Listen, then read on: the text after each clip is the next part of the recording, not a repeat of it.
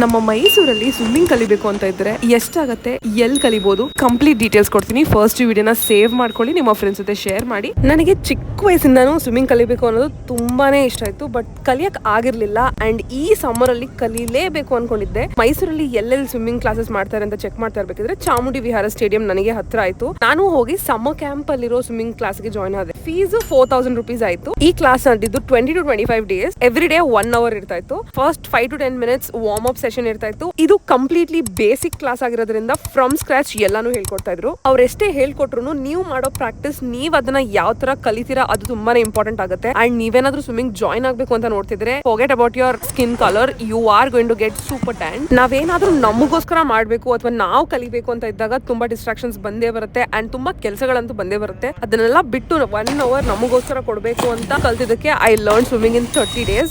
I am proud of my self. And ಈ video ನಿಮ್ಗೆ use ಆಗಿದ್ರೆ ಸೇವ್ ಮಾಡ್ಕೊಂಡು ನಿಮ್ಮ ಫ್ರೆಂಡ್ಸ್ ಜೊತೆ ಶೇರ್ ಮಾಡಿ. ನಿಮ್ಮ ಲೈಫ್ ಅಲ್ಲೇ ನಾನು ಈ ಸ್ಕಿಲ್ ಕಲಿಬೇಕು ಅಂತ ಯಾವ್ದಾದ್ರು ಇದ್ರೆ ಅದನ್ನ ಕಮೆಂಟ್ ಮಾಡಿ. ಇದೇ ತರ ಕಾಂಟೆಂಟ್ ಇದ್ದು ಮೈಸೂರುಗಳನ್ನ ಫಾಲೋ ಮಾಡಿದ್ರೆ ಮತ್ತೆ ಸಿಗೋಣ.